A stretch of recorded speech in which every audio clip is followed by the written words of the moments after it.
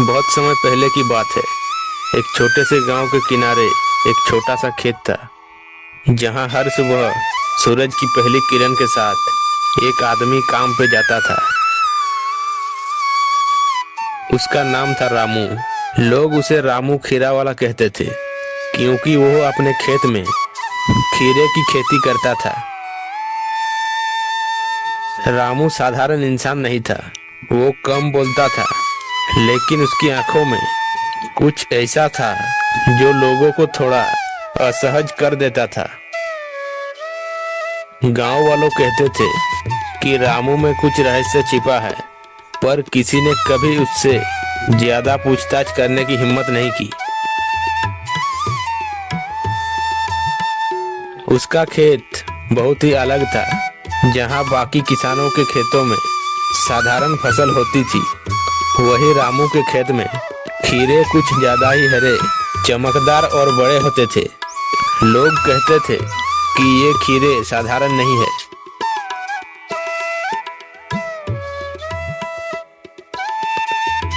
एक दिन जब सुबह सुबह रामू अपने खेत में पानी दे रहा था, तभी एक छोटी सी चिड़िया आकर उसके पास बैठ गई। चिड़िया का रंग साधारण नहीं था। उसके पंख हल्के नीले और सुनहरे रंग के थे, जैसे सूरज की रोशनी उसमें चमक रही हो। रामू ने उसे देखा और हल्की मुस्कान दी। अरे, तू फिर आ गई? रामू ने धीमे से कहा, लेकिन चिड़िया चुप रही, बस उसकी ओर देखती रही। ये पहली बार नहीं था। पिछले कुछ दिनों से वो चिड़िया रोज आती थी, लेकिन आज कुछ अलग था। आज चिड़िया बार बार खेत की एक खास कोने की तरफ उड़ रही थी, जैसे रामू को कुछ दिखाना चाहती हो। रामू ने ध्यान से देखा। उस कोने में उसकी सबसे अच्छी बेल थी, जहां सबसे बड़े खीरे उसमें लगे हुए थे। अरे वाह, ये खीरे तो बहुत बड़े हैं, क्या बात है। वो धीरे धीरे उस दिशा में बढ़े। चिड़िया उसके आगे आगे उड़ती रही। जैसे ही वो उस बेल के पास पहुंचा, उसने देखा कि मिट्टी थोड़ी अजीब लग रही थी, जैसे किसी ने उसे हाल ही में देखा हो। रामू का चेहरा अचानक गंभीर हो गया। उसने अपने हाथों से मिट्टी हटानी शुरू की। जैसे जैसे वो खोदता गया, उसका दिल तेजी से धड़कने लगा। कुछ देर बाद उसके हाथ एक पुरानी लकड़ी की चीज से टकराए। वह एक संदूक था। रामू ने चारों ओर देखा,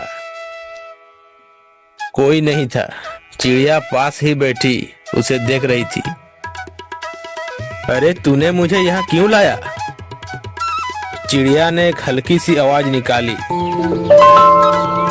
जैसे जवाब दे रही हो। रामू ने संदूक को बाहर निकाला और धीरे धीरे उसे खोला। अंदर जो था, उसे देखकर उसकी आंखें फैल गई। उसमें कुछ पुराने सिक्के थे, लेकिन वो सामान्य नहीं था। उन पर अजीब निशान बने हुए थे। साथ ही एक पुरानी चिट्ठी भी थी। रामू ने कांपते हाथों से चिट्ठी उठाई और पढ़ने लगा।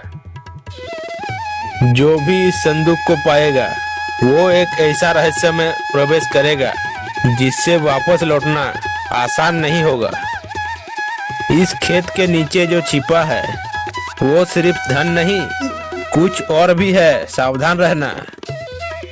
रामू का चेहरा पीला पड़ गया। उसे अचानक अपने बचपन की एक बात याद आई। उसके पिता अक्सर कहते थे, इस जमीन में कुछ ऐसा है जो हमें नहीं छेड़ना चाहिए। लेकिन तब रामू छोटा था। उसने उस बात को कभी गंभीरता से नहीं लिया। चिड़िया फिर से उड़कर उसके कंधे पर आ बैठी। क्या तू सच में मुझे कुछ बताना चाहती है? इस बार चिड़िया ने जोर से आवाज निकाली। रामू। और फिर अचानक खेत के दूसरे कोने की ओर उड़ गई। रामू कुछ देर सोचता रहा, फिर उसने संदूक को वापस बंद किया और अपने साथ लेकर चल पड़ा। दिन बीत गया, लेकिन रामू का मन काम में नहीं लगा। वह बार बार उस चिट्ठी के बारे में सोचता रहा।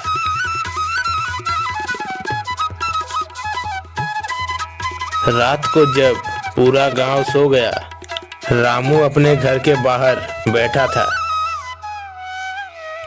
चांदनी रात थी और हवा में एक अजीब सी ठंडक थी। तभी वही चिड़िया फिर से आ गई। इस बार वह रामू के सामने आकर सीधा बैठ गया और उसकी आंखों में देखने लगी। अचानक कुछ अजीब हुआ। रामू को ऐसा लगा जैसे उसके दिमाग में कोई आवाज गूंज रही हो।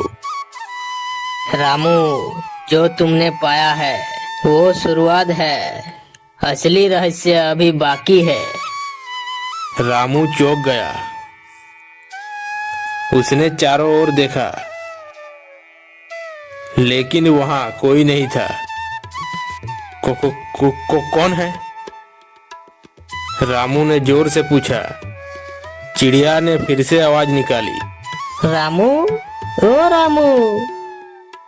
अब रामू को समझ में आने लगा था, ये आवाज कहीं और से नहीं, उसी चिड़िया से आ रही थी। अरे, तू बोल रही है? चिड़िया ने धीरे से अपने पंख फड़फड़ाए और बोली, मैं वही हूँ जो इस खेत की रखवाली करती आई हूँ बहुत समय से। रखवाली? किस चीज की? उस चीज की जिसे तुम्हारे पिता छिपाना चाहते थे और जिसे तुमने अब जगा दिया है।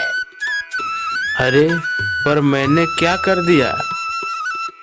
चिड़िया उड़कर संदूक के पास गई और उस पर बैठ गई। अब जो होना है उसे कोई रोक नहीं सकता, लेकिन तुम अभी भी सही रास्ता चुन सकते हो। तो फिर मुझे क्या करना होगा?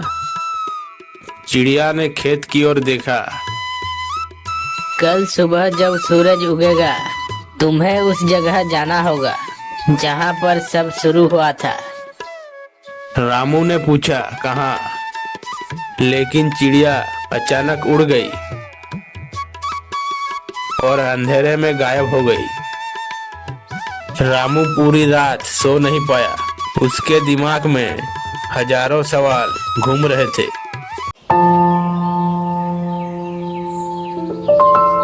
सुबह की पहली किरण जैसे ही खेत पर पड़ी, रामू पहले से ही तैयार खड़ा था। उसकी आंखों में नींद नहीं बल्कि बेचैनी था। रात भर उसने एक ही बात सोची, आज सच सामने आएगा। वह धीरे धीरे उस खेत की ओर बढ़ा जहां कल उसे संदूक मिला था। हवा में एक अजीब सी खामोशी थी, जैसे पूरा माहौल जैसे किसी बड़ी घटना के इंतजार कर रहा हो। तभी वही चिड़िया आकर उसके सामने बैठ गई। अरे, तू आ गई? चिड़िया ने सिर हिलाई और फिर उड़कर खेत की एक पुरानी हिस्से की ओर चली गई। वह जगह जहां रामू कभी नहीं जाता था। वहां की मिट्टी सूखी और काली थी। आसपास कोई फसल नहीं उगती थी। अरे, मैं तो यहाँ कभी नहीं आया। चिड़िया एक पत्थर पर बैठ गई और उसे देखने लगी। रामू समझ गया कि यही वो जगह है। उसने हिम्मत जुटाई और जमीन खोदना शुरू की। हर फावड़े के साथ उसका डर बढ़ता जा रहा था।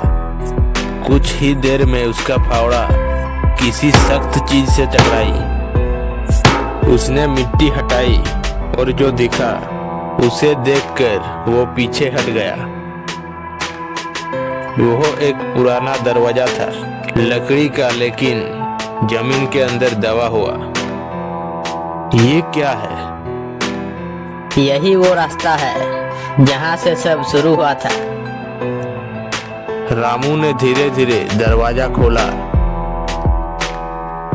और दरवाजा खोलते ही अंदर से ठंडा हवा का झोंका आया, जैसे कई सालों से बंद कोई राज आज खुलने जा रहा है। अंदर अंधेरा था।